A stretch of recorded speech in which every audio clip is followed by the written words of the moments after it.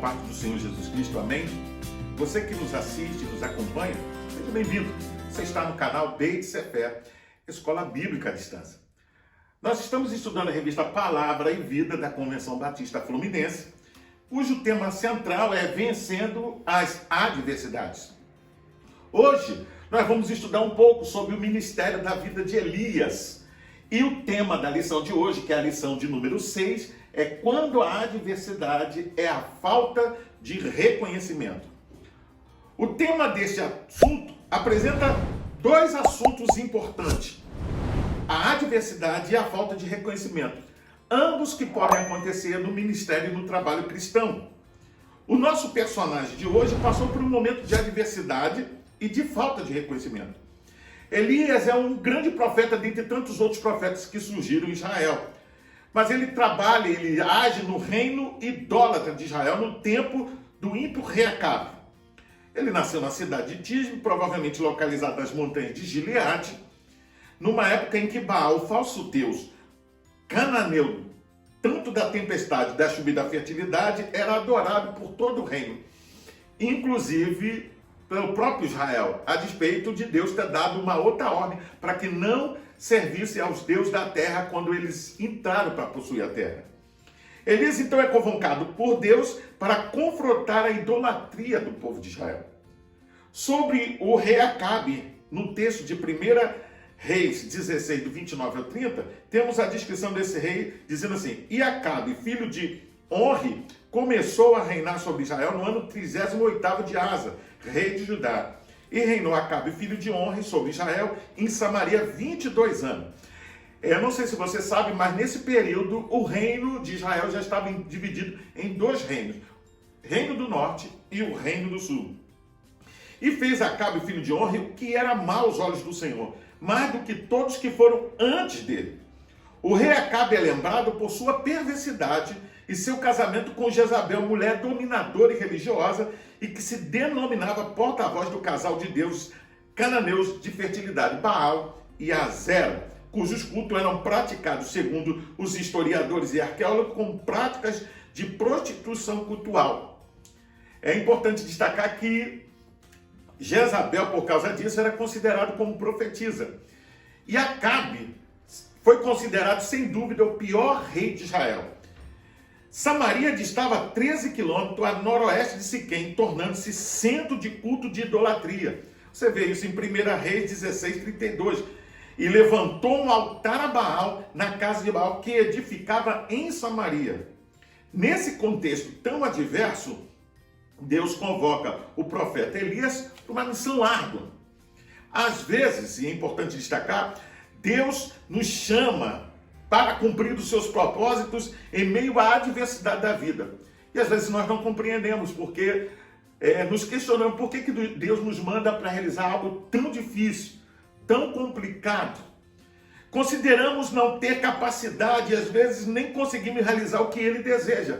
Foi assim com os grandes homens de Deus, né? Moisés, Jeremias também disse que era uma criança, enfim, tantos outros que tentaram fugir da presença de Deus e não realizar porque se sentiam incapacitados de realizar a obra. E Elias não é diferente, né? No entanto, devemos lembrar sempre que Deus não nos dá além da nossa própria capacidade de realizar. É importante. Ao receber Jesus como nosso único e suficiente Salvador, obtivemos também o privilégio e a responsabilidade de realizar a sua obra. Ok? Mas antes de continuar, eu quero ler a Bíblia com você. Em 1 Reis, capítulo 19, versículo de número 14. Olha o que diz o texto. Ele respondeu: tenho sido em extremo zeloso pelo Senhor, Deus dos exércitos, porque os filhos de Israel deixaram a tua aliança, derribaram os teus altares e mataram os teus profetas à espada. E eu fiquei só e procuram tirar-me a vida. Vamos orar? Pai, nós te louvamos e te agradecemos por tudo aquilo que o Senhor é. Te agradecemos pela oportunidade, no dia de hoje, estudar mais uma vez a tua palavra. Eu peço, ó Deus, por aqueles que estão nos assistindo agora, eu não sei em que local, em que ponto não só aqui de Portugal, mas também do Brasil ou, quem sabe, do mundo, ó Pai. Mas que o Senhor possa abençoá-los e que esta lição, esta reflexão possa trazer luz, entendimento para a vida deles, ó Pai. E que eles possam aprender com Elias e com tudo aquilo que aconteceu na sua vida e ministério. E possam aprender essas lições e aplicá-las na sua vida.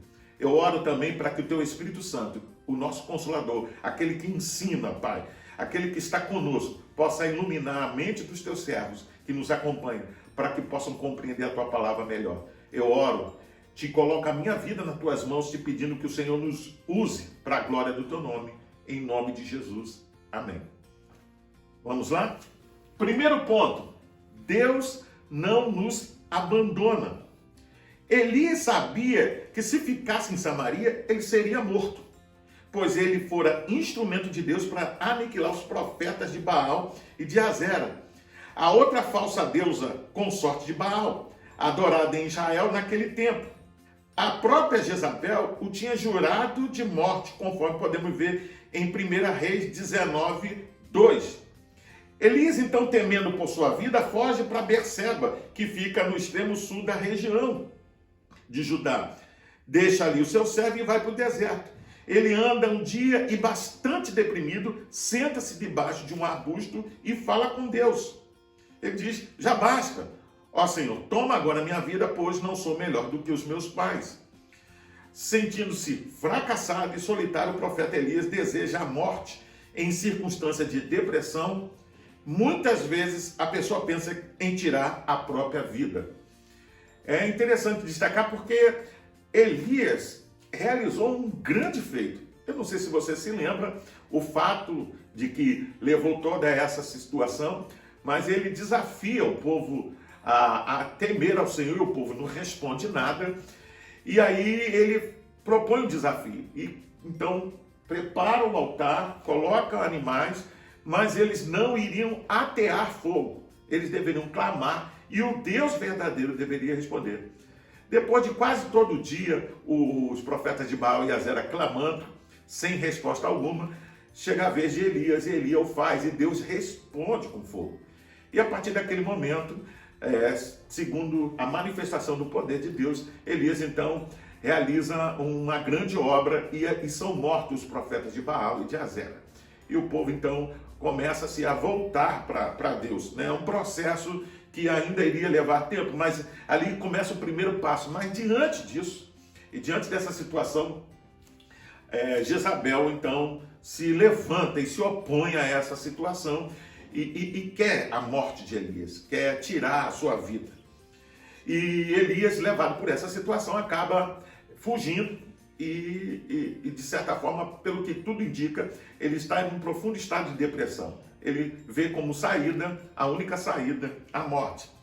Às vezes, quando encontramos uma pessoa vivenciando um quadro de depressão, nós ficamos tentados a pregar sermões ou até mesmo julgá-la, pois ainda é muito comum algumas pessoas confundirem essa doença com um problema espiritual, demoníaco, tá certo? Quem nunca se sentiu só em algum momento? Mesmo em meio a uma grande multidão, às vezes nos sentimos só. Todavia, não devemos nos esquecer de que o Consolador que está conosco, ele está sempre conosco, nos ajudando em todos os momentos da vida. Deus não ficou irado com Elias, nem foi severo com ele, pois conhecia muito bem as suas forças e fraquezas. O Senhor esteve com ele todo o tempo presente, cuidando de Elias, suprindo todas as suas necessidades. Vamos ler Salmos 9, versículo 10. Olha o que diz. Ó Senhor, aqueles que te conhecem confiam em ti, pois não abandonas os que procuram a tua ajuda. E Salmo 37, versículo 33. Porém, ó Senhor, Deus, não abandonará os bons nas mãos do inimigo, e quando forem julgados, não deixará que sejam condenados. Nós precisamos entender que Deus nunca nos abandona. Ele sempre está conosco em toda a situação, em toda a adversidade. Ele sempre está disposto a nos ajudar. Se Ele nos chama, e isso é importante entender, Ele também nos capacita a realizar a sua obra e Ele está conosco também nessa realização. Ponto 2. Com Deus superamos o medo. A impotência do falso Deus Baal, como provedor da chuva e fogo, se lembra do evento que eu te falei? Mostrara que só o Senhor, o verdadeiro Deus, é capaz de dominar todas as coisas. Por isso Elias não teve medo de enfrentar os 450 profetas de Baal e os 400 de Azera, sozinho.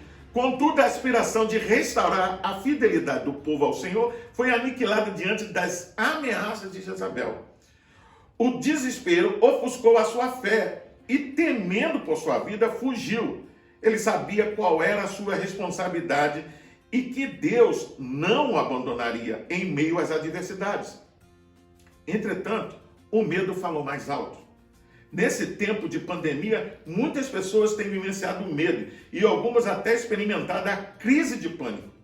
Isoladas de tudo e de todos, não saem à rua trancadas em suas casas, temendo por sua vida. Eu quero ler ainda 1 Reis 19, 3 a 4. Olha o que diz. Elias teve medo e fugiu para salvar a vida. Em Berseba de Judá, ele deixou o seu servo e entrou no deserto. Caminhando um dia, chegou ao pé de Giesta, sentou-se debaixo dele e orou, pedindo a morte. Já tive o bastante, Senhor. Tira a minha vida, não sou melhor do que os meus antepassados. Você observa que, da mesma forma que Elias passou por uma experiência traumática e desejou a morte, o texto aqui mostra que muitas pessoas nessa pandemia estão experimentando a mesma coisa. A gente desesperada, as pessoas que já não sabem mais o que fazer. Muitos já perderam a esperança até de viver, não é? Aumentou-se muito os casos de depressão nesse período. Muitas pessoas já deram cabo da sua vida. Enfim, mas se esquecem que Deus, o nosso Deus, é o Deus que cuida do seu povo. O cuidado de Deus é pessoal, irmãos. É necessário, mas não pode faltar também a confiança em Deus. Deus cuida pessoalmente. Eu gosto de dizer que Deus, ele cuida de nós de forma pessoal, individual. Conquanto a sua obra chama o povo de forma coletiva, Deus tem cuidado com cada um dos seus filhos. Não sabemos plenamente o propósito dessa enfermidade, todavia o futuro nos dirá. Muitas vezes o medo vem como um ladrão, no intento de roubar-nos a certeza de que Deus está conosco. Somos falhos, fracos e pensamos muitas vezes que não temos condição de realizar o que o Senhor quer de nós.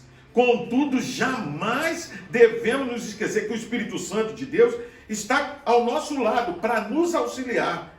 Basta pedirmos em oração. Entendeu? Às vezes a gente se esquece, amados, de que Deus está conosco em todo o tempo e a gente esquece de pedir. Não é? Elias, a despeito de ter feito uma grande obra, Elias mostra o seu lado humano.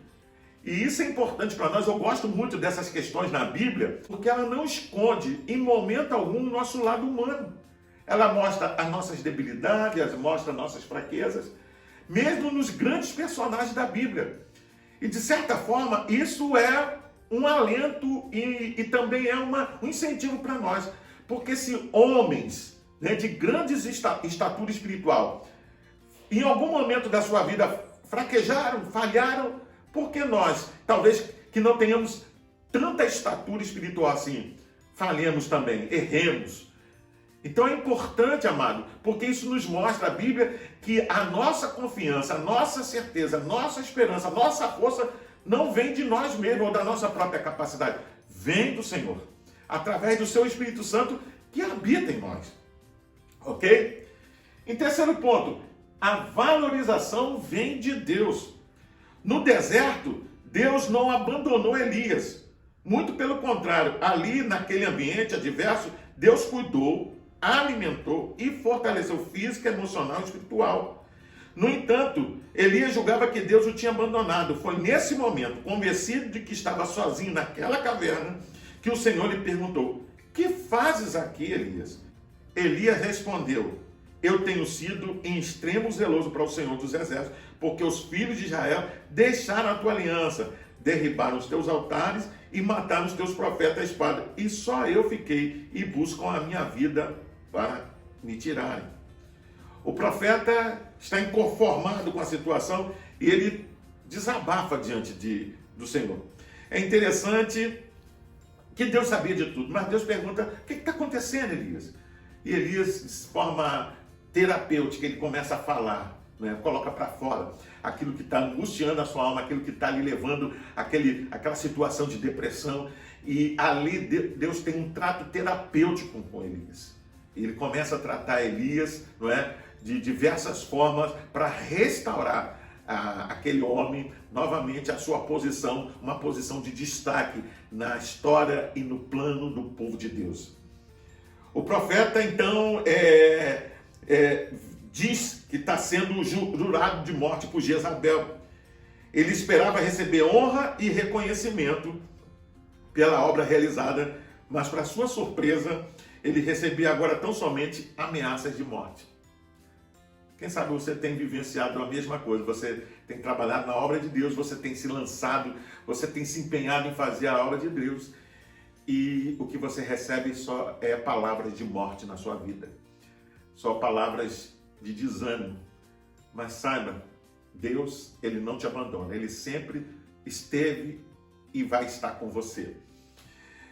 Ainda hoje é assim, visto que alguns trabalham na obra do Senhor, porém objetivando glória pessoal, esquecendo-se que a glória pertence ao Senhor somente e que o conforto nem sempre se manifesta de modo material, pois o maior conforto vem do servo do Senhor. Tá certo? É importante a gente entender isso. Outros também se entristecem quando não recebem determinado tipo de valorização e reconhecimento público pela obra realizada. Você entende? Se a gente esperar reconhecimento, nós, sem dúvida, fracassaremos na obra de Deus, porque as pessoas dificilmente reconhecem aquilo que Deus faz pela vida dos seus servos. A obra do Senhor é para ser feita com amor, sem esperar glórias ou conforto. A recompensa não necessariamente está aqui, mas na eternidade. No trabalho cristão, nem sempre veremos os resultados de imediato. Por isso, não precisamos nos sentir desvalorizados ou deduzirmos que o que fizemos não teve a sua importância. O tempo e o modo de agir de Deus não são iguais aos nossos. Eu quero ler ainda 1 Reis 19, versos 15, 16 e 18. Olha o que diz. O Senhor lhe disse: volta pelo caminho por onde veio e vá para o deserto de Damasco. Chegando lá, unja Azael como rei da Síria. Unja também Jeú, filho de Nis, como rei de Israel. E unja Eliseu, filho de Safate, de Abel-Meolá, para suceder a você como profeta. No entanto, fiz sobrar 7.000 em Israel, todos aqueles cujos joelhos não se inclinaram diante de Baal, e todos aqueles cujas bocas não o beijaram. Eu quero então mostrar alguns aspectos da valorização de Deus na vida de Elias, quando Elias está pensando que está tudo terminado. Olha o que Deus faz. Primeiro, Deus restaura física e emocionalmente. Como eu falei, Deus faz um trato terapêutico com Elias. Então, ele restaura. Segundo, ele renova a intimidade com ele, mostrando que, a despeito de tudo que ele vivenciou, Deus fala diretamente com ele. Deus tem um trato, tem um relacionamento pessoal com Elias. Terceiro, mostra a realidade da nação, mostrando que não somente ele, mas haviam outras pessoas, tais quais a eles, que eram fiéis e que não havia se rendido ao culto a Baal. E ainda mostra a importância da sua missão. Quando Elias está pensando que está tudo terminado, você entendeu? Pensou que ele desejava a morte, Deus mostra que o seu ministério ainda não acabou. Por isso, façamos a obra sempre com excelência e os resultados aparecerão com certeza, independente de vê-los ou não. O aclamado músico evangélico João Alexandre, citando o pensador Mário Sérgio Cortella, definiu: a excelência é fazer melhor o que eu posso com aquilo que eu tenho, até que eu possa ter ferramentas melhores para fazer melhor aquilo que eu faço. É assim que Deus trabalha e é assim que Ele espera que o façamos também. Acontece que só Deus já possui essa excelência plena em si mesmo, mas ainda espera até encontrar entre nós as ferramentas melhores para usar e fazer a sua obra perfeita prevalecer em nós. Nós somos essas ferramentas. Por outro lado, nós não possuímos essa excelência plena em nós mesmos. Ela vai crescendo mais e mais.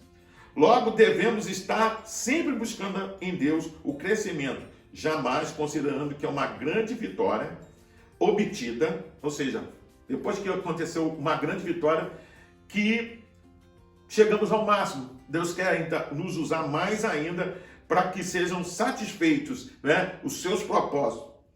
Elias havia sido uma ferramenta de excelência nas mãos do Senhor, mas ainda não era o fim. Entendeu? Ele pensou que era o fim, né? Mas Deus mostra, olha, Elias, há um grande caminho a percorrer, há um ministério a ser desenvolvido. Deus ainda tinha grandes planos para o seu servo Elias, e a hora havia chegado, mesmo em meio às incertezas do profeta. Ele não fora rejeitado por Deus, antes ele teve uma nova incumbência que lhe permitiu ver o propósito divino, era mais amplo do que somente derrotar o falso profeta Baal. Você compreende?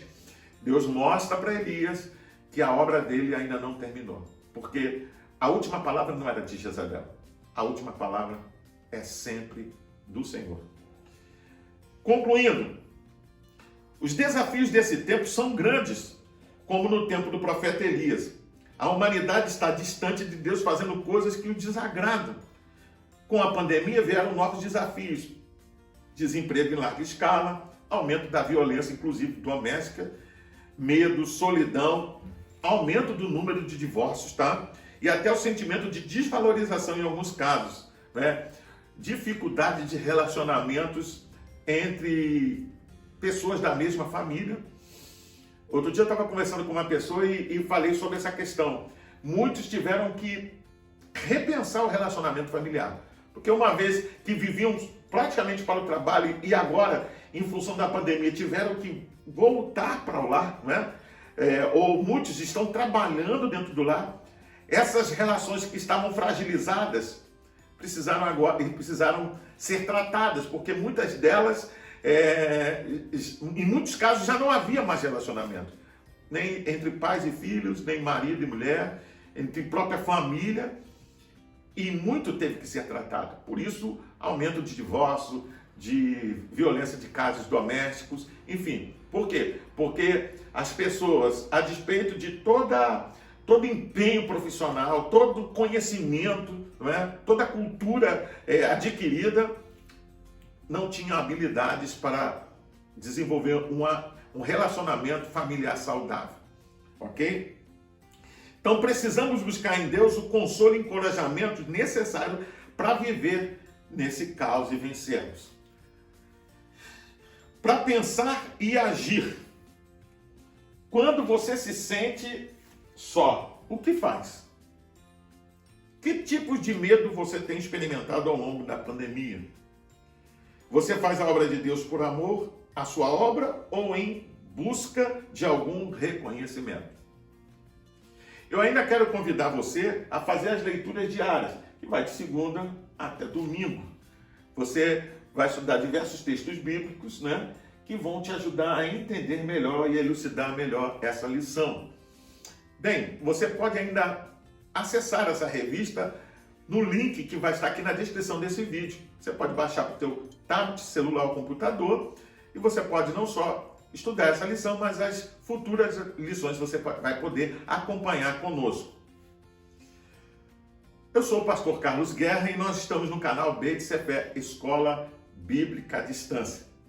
Hoje nós estudamos a lição de número 6, que trata uma parte do ministério de Elias, e o tema foi: quando a adversidade é a falta de reconhecimento.